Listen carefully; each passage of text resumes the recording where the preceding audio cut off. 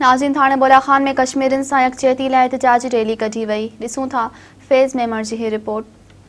हम मेहनत कश जगवालों से जब अपना हिस्सा मांगेंगे, एक खेत नहीं एक देश नहीं, हम सारी दुनिया मांगेंगे। भारत सरकार जेका है जे तमाम ज़ुल्म जी जगह सा इंतहा करे छड़ी है। कश्मीरन सां एडो तो ज़ुल्म कयो वियो आहे, एडो तो ज़ुल्म कयो आहे जेके 1 साल तकरीबन थी चुको है। ऐं हुननि जा पानी बंदि कया विया, हुन जूं लाइटूं बंदि कई वयूं ऐं हुन जो जीअण जंजाल कयो वियो ऐं हुन ते एॾो ज़ुल्म कयो वियो आहे जेको जिनजी का हद ई कोन्हे। भारत जे तरफ़ां जेको कश्मीरनि भारियुनि जे मथां ही ज़ुल्म थी रहियो आहे, असीं उन ज़ुल्म जे सख़्त लफ़्ज़नि में मज़म्मत करियूं था। जेका कश्मीरनि जे बुनियादी हक़नि जी लताड़ कई पई वञे ऐं जारियत उन्हनि जी मज़म्मत करियूं। कश्मीर सां जेको ही ज़ुल्म थी रहियो आहे इंडिया जे तरफ़ां, असां इन ख़िलाफ़ सॼे पाकिस्तान जी असां थाणे बुलाखान में बि गॾु थिया आहियूं। असां कश्मीर जे आवाम सां गॾु आहियूं। समाजी तंज़ीमनि पारां इन प्रोग्राम जी आजा करियूं था।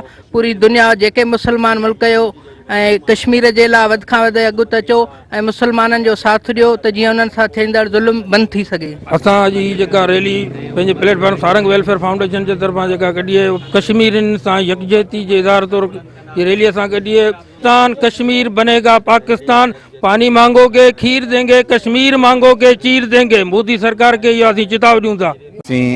पुरजोश अपील था करियूं अक़वामी मुतहदा खे, जेके बार बार बिल त पास कनि था, जेके बार बार चवनि था पर अॼु ॾींहं ताईं 1 साल जो कर्फ्यू बि हटाए न सघिया आहिनि ऐं इन ते अलाह जो अज़ाब नाज़िल थींदो जिन वीचारनि हिन ग़रीबनि खे पुठो अलाह करे हिननि खे बर्बाद थियनि।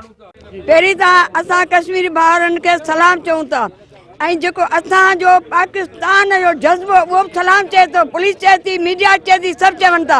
असां हर क़दम ते कुर्बानी ॾियण लाइ तयार। अड़े मुदी ज़रो सुजाग थी त हितो जी पाकिस्तान सां हिकिड़े मज़हब सां तो टकराए।